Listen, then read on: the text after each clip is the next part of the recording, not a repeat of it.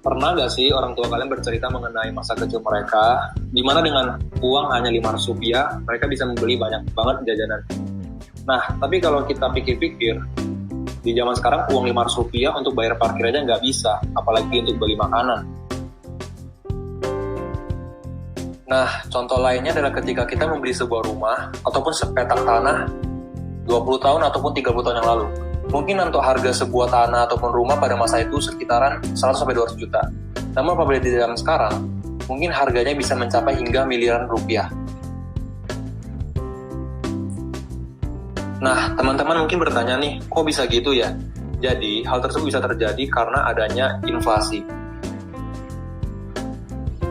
Nah, apa sih itu inflasi?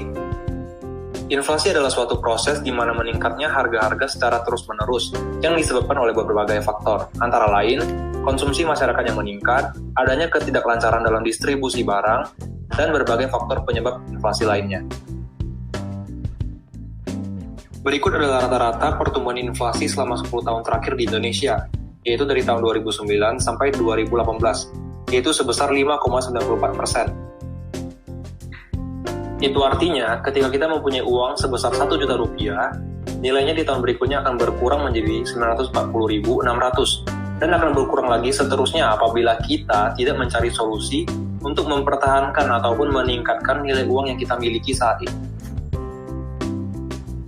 Nah, jadi gimana sih cara kita dalam menghadapi namanya inflasi ini?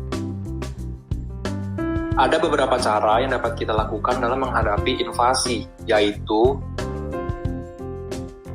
yang pertama adalah hidup hemat. Inflasi akan memberi pengaruh yang cepat pada kenaikan harga berbagai macam kebutuhan pokok. Untuk itu, mulailah mengatur dan meminimalisir segala bentuk pengeluaran yang Anda miliki. Lakukan beberapa terobosan bijak sehari-hari agar dapat menghemat segala pengeluaran yang harus kita keluarkan. Dan yang kedua adalah investasi. Investasi adalah suatu penanaman modal atau pengakumulasian suatu bentuk aktiva dengan harapan akan memperoleh keuntungan di masa depan. Sama seperti ketika kita menanam benih apel dengan harapan dapat memetik buahnya di masa yang akan datang. Ada beberapa instrumen investasi yang dapat kita pilih, yaitu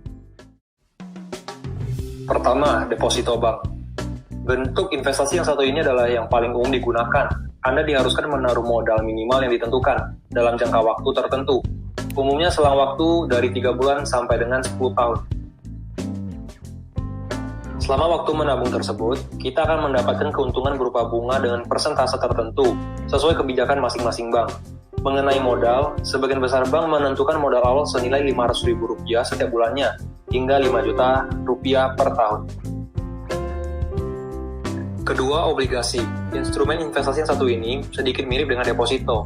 Obligasi berarti bahwa kita membeli sebuah surat utang. Misalnya, kita membeli obligasi dengan nominal 200 juta untuk kurun waktu 1 tahun dengan bunga senilai 6%. Maka kita akan mendapat keuntungan sebesar 12 juta saat waktunya jatuh tempo.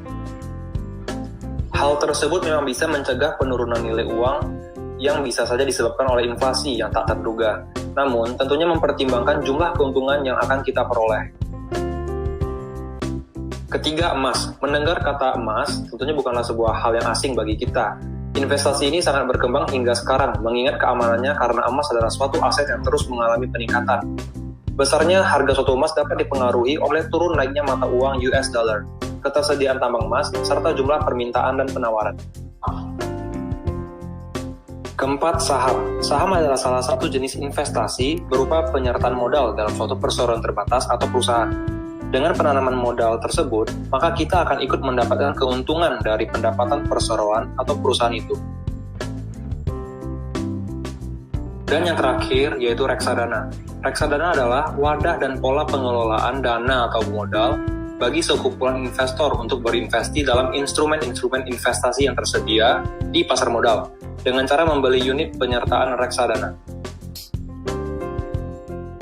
Nah, jadi kesimpulannya adalah tanpa kita sadari, nilai asli dari uang yang kita miliki sekarang sebenarnya terus berkurang seiring berjalannya waktu. Hal ini terjadi karena adanya laju inflasi. Maka dari itu, kita harus mencari tahu bagaimana caranya untuk mempertahankan ataupun meningkatkan nilai dari uang yang kita miliki. Nah, ada satu kutipan dari salah satu buku yang ingin video ini sampaikan, yaitu ketika kita menyimpan uang di bank, uang kita akan aman dari perampok, namun tidak menjamin akan aman dari yang namanya inflasi. Maka dari itu, mari kita persiapkan perencanaan keuangan kita untuk kehidupan yang lebih baik di masa depan. Terima kasih telah menonton video ini. Jangan lupa di like dan di share jika kalian merasa video ini bermanfaat.